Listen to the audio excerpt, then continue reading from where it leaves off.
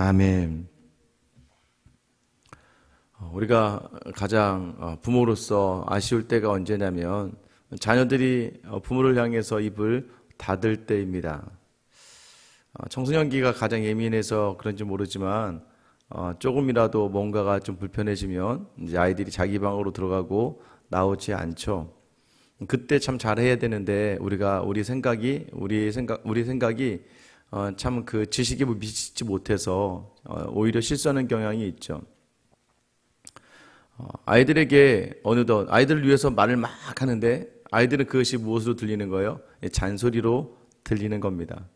그 다음부터는 이제 엄마 아빠랑 어머니 아버지랑 이야기하지 않는 거죠.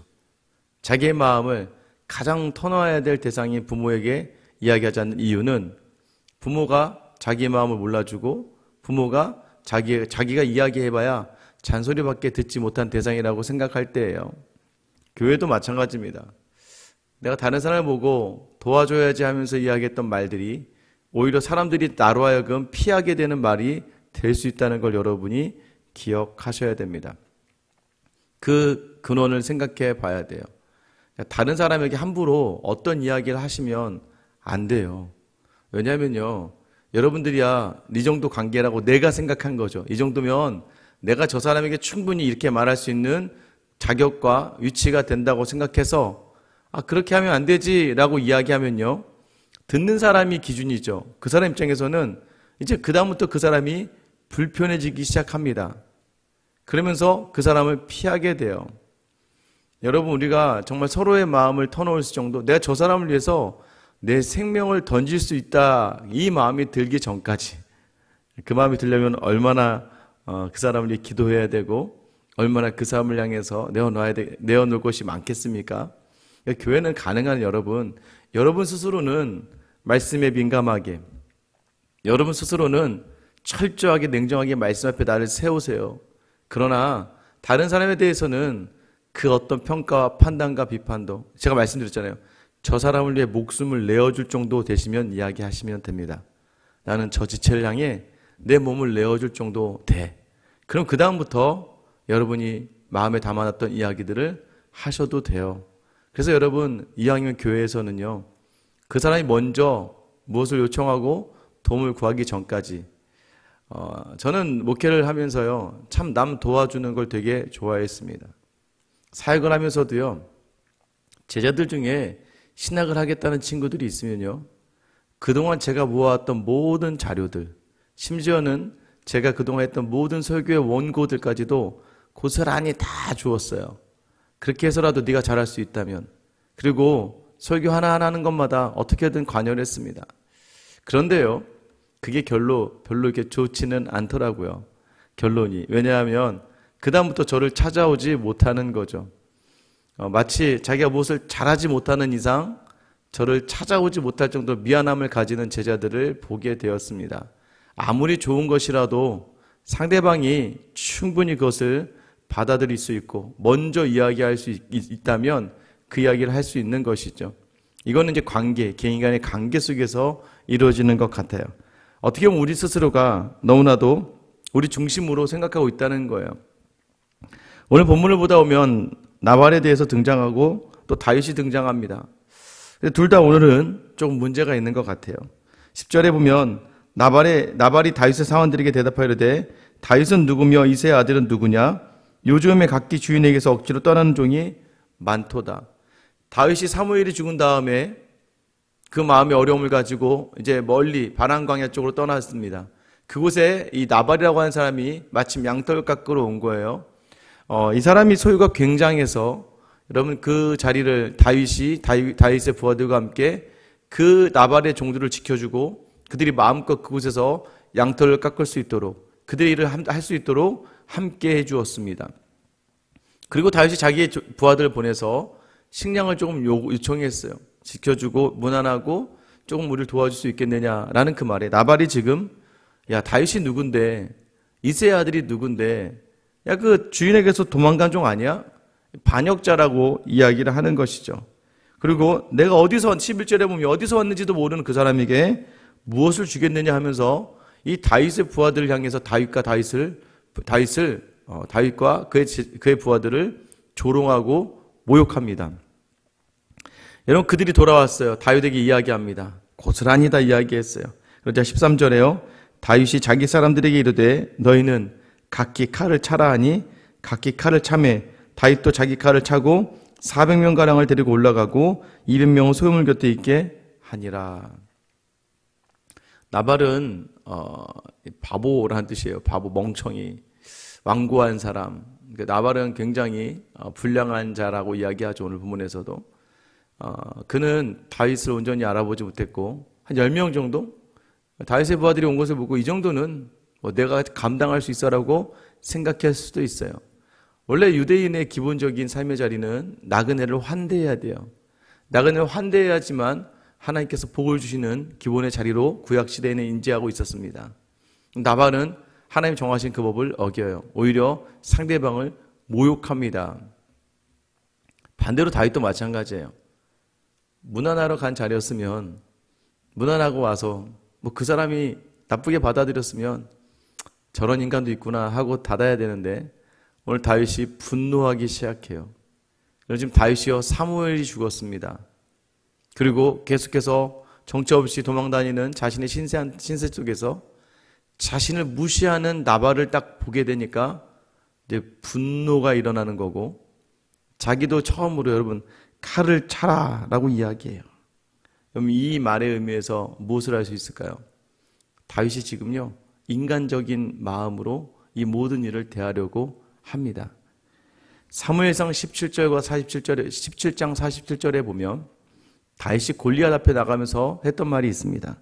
그런즉 이제 당신은 어떻게 할지 알아 생각하실지는 사무엘상에 보면 17장 47절에 보면 다윗이 골리앗 앞에 나아가면서 나는 칼과 방패로 나아가지 않는다라고 이야기해요. 칼과 방패로 나아가는 사람은 세상적인 사람이고 나는 만군의 여호와의 이름으로 나아간다라고 얘기해요. 근데 지금 다윗이 무엇을 들어요? 칼을 들어요. 다윗 안에 지금 하나님에 대한 의지와 그 하나님을 향한 마음이 지금 연약해진 겁니다. 그러자 인간적인 분으로 나오는 거예요. 여러분 착하다고 생각하세요? 저는 제가 착하다고 생각하는 이유가 무엇일까요? 여러분 우리가 착하다고 생각하는 이유 중에 하나가 뭐냐면 힘이 없어서 착한 경우가 많습니다.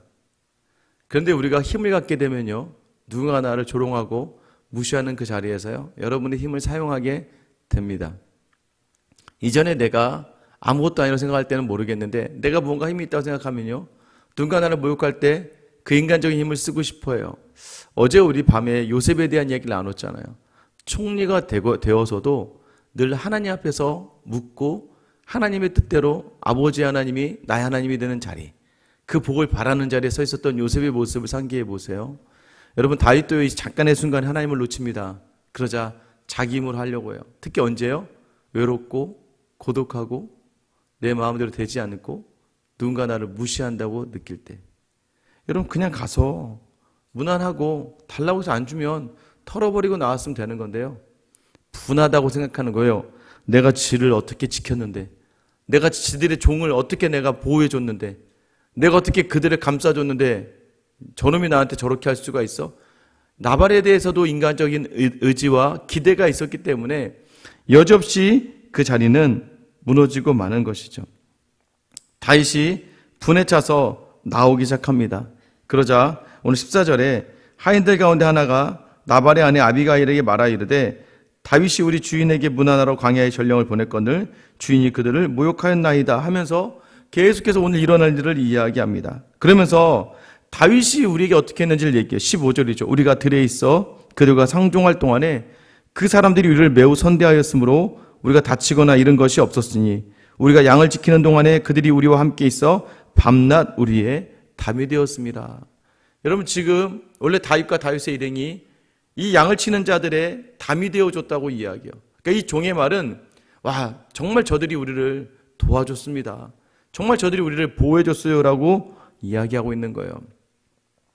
그런데 왜 이것을 지금 아비가일에게 와서 이야기하고 있을까요? 그 아내에게 이야기해봤자 지금 상황이 나아질 게 있을까? 근데 여러분 아비가일은 총명한 여인이라고 하고 매우 아름다운 여인이라고 이야기해요. 지혜로운 여인. 그래서 우리 잠언에 등장한 지혜로운 여인의 하나의 모델이 이 아비가일이 아닐까 하는 사람들도 있어요. 아비가일에게 지혜에게 와서 지혜 있는 여인에게 와서 묻는 거죠. 왜 나발에게 묻지 않을까요? 17절입니다. 그런즉 이제 당신은 어떻게 할지 알아 생각하실지니 이는 다윗이 우리 주인과 주인의 온 집을 해하기로 결정하였습니다. 주인은 불량한 사람이라 더불어 말할 수 없나이다 하는지라. 여기서 뭐라고 얘기해요? 불량한 사람. 나발은 불량한 사람이라서 그에겐 이야기할 수 없대. 그의 종인데도 불구하고. 나발의 종인데 나발은 불량하다. 여기서 불량하다 의미는 무가치한 아들이라는 의미를 가지고 있어요. 가치 없는 사람. 뭐예요? 무가치한 사람이다. 나발이 모든 삶의 자리가 소유지향적인 모든 것이 그를 소유할 때도 먼저 그의 재산을 먼저 이야기해요. 그런데 나발이 오늘도 여전히 마찬가지로 다윗에 대해서 다윗이 가지고 있지 않기 때문에 다윗을 무시해요. 그의 모든 자리는 다 이 땅의 것에 묶여져 있는 무가치한 것들을 쫓아가는 아들이다. 그들의 말과 행동이 전부 다 통할 수가 불량하다고 이야기하는 거죠. 그 종이 판단한 거예요. 나발에게는 이런 이야기를 해도 먹혀들지 않아요. 나발은 그런 것을 생각할 정도로 지혜로운 사람이 아니기 때문에 자기 주인인데 나발에게 가지 않고 아비가일에게 오는 거예요. 여러분, 저는 여러분들이요, 사람들을 만나거나 관계 속에서 사람들이 문제가 있으면 여러분을 찾을 수 있게 되기를 축원합니다. 여러분들을 찾아서 여러분들의 기도를 구하고 여러분들에게 믿음의 자리를 구할 수 있는 자리에 되기를 원해요. 물론 그 자리가 그렇게 녹록하진 않아요. 좀 피곤합니다. 그럼에도 불구하고 하나님이 그 도구로 사용하시는 기쁨의 자리 여러분이 있어야지. 교회 왔는데 여러분 보면 갑자기 뒷걸음질 치고 여러분을 보면 갑자기 피하고 여러분과 이야기하고 싶어 하지 않고 여러분 그 자리에 있으면 안 되는 거예요. 왜 그 자리에 있게 되는 거예요? 완고한 자리. 믿음을 하면서도 내 마음대로 하려고 하고 내 뜻대로 되지 않는 일에 감정을 표현하고 그 표정으로 이야기하고 여러분 교회는 그런 곳이 아니잖아요. 하나님의 뜻대로 선 곳이잖아요. 그러면 여러분 뭐예요? 오늘 아비가일 지혜 있는 여인을 찾아갔다라는 표현은 잠언에서는 지혜로운 여인을 하나님을 경외하는 참 지혜로 바라보는 거죠. 하나님을 경외하는 자리. 여러분 하나님을 경외하는 자리에서 여러분 사람들을 바라볼 때마다 우리의 시선으로 바라보면 절대 안 되는 것이 이 교회라는 걸 아셔야 됩니다. 여러분 믿음의 자리에서는 모든 자리에서 하나님을 놓치면 다 무너지는 거예요. 나중에 여러분 후회하시죠. 그때 썽을 내서 그때 막 인상을 쓰고 막 말을 해서 여러분 왜 그래요? 하나님을 놓쳤기 때문이에요. 그럼 여러분 사람에게 대한 것은 미안하지만 하나님 앞에서 계속된 그 마음이 악순환의 자리를 만들어 낸다는 것이죠. 여러분 다윗도 보세요. 사람을 의지하다가 잠시 사람을 기대하다가 하나님 무너뜨려 버리시잖아요. 여러분 지금도 여전히 여러분 자리에서 긴장해야 돼요. 사람은 기대하는 자리가 아니라고요. 가정의 달이잖아요. 이제 내일 어린이날이고 또 이제 어버이날이 다가오지 않습니까? 사람은 사랑하기로 결단하는 것이지 그 사람에게서 무엇을 받을까? 이미 여러분 셈을 잘 생각해 보세요. 내가 이 남편에게 아내에게 이렇게 잘해줘서 이 남편의 아내와 남편의 부모를 잘 챙기고 그 형제를 잘 챙기고 조카들을 잘 챙겨서 그럼 나에게도 이렇게 챙겨주겠지. 여지없이 그 자리는 무너지는 거예요. 왜요? 사람에게 기대한 자리는 사람이 채워주지 않아요. 사람은 어떻게든 우리를 서로 간에 유익만 추구하다가 넘어진 존재라는 걸 아셔야 돼요. 그 연약함을 인정하셔야 돼요. 그러나 내가 내 남편을 챙기고 아내를 챙기고 장인 장모 또는 또 저가 시댁과 어머니 시아버지를 챙기고 형제들을 챙기고 조카를 챙기고 모든 자리가 하나님 때문이라면 그 결과는 달라지는 거예요. 부모를 섬기는 이유도 부모가 그동안 해준 것에 대해서 감사한 건 마찬가지지만 하나님이 내게 허락하신 부모이기 때문에 섬기는 거라면 여러분 하나님이 채워주시고 하나님이 모든 걸 풍족하게 할 줄 믿으시기를 축원합니다. 하나님께 돌리며 바라볼 수 있어야 된다는 거예요. 모든 관계에서.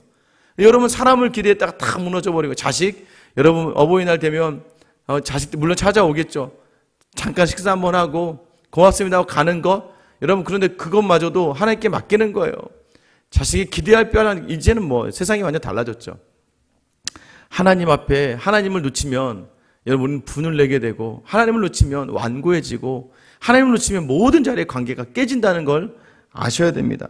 더 오늘 온전하게 그 자리에 서야 돼요. 내일부터 이제 연휴의 시작이잖아요. 연휴를 시작하고 어버이날 맞이하고 가정의 날이 누구에게는 굉장히 기대가 되고 기쁨의 날일 수 있어요. 근데 어떤 사람일까요? 아, 내가 또 섬길 수 있구나. 내가 또 맛있는 거 해줘야지. 내가 또 이것도 해줘야지라고 기대할 수, 뭔가 섬기기 위한 사람들은 기대가 되는 날이지만 여러분 두렵고 염려가 되는 사람은 어때요? 이 자식들이 나를 안 챙겨주면 어떡하나? 나를, 형제들 몰라봐주면 어떡하나? 가정의 달을 맞이해서 나를 무시하면 어떡하나? 여러분 이 생각하고 있으면 뭐예요? 하나님을 놓친 자리예요. 오늘 시간 하나님이 내게 주신 자리에서 하나님의 마음을 담아서 내 가족을 먼저 돌아보고 또 이 가정의 날 믿음으로 하나 된 이 교회가 더욱더 끈끈하게 예수 그리스도 안에서 하나 되는 도구로 여러분이 사용되어지고 오늘 하루 어딜 가든지 오늘 여러분 하나님이 없는 자리에서 분노하지 마시고 분을 내고 있다면 바로 돌이켜 회개하시며 많은 사람들에게 넉넉함으로 섬길 수 있는 저 여러분 되시길 예수님의 이름으로 축원합니다.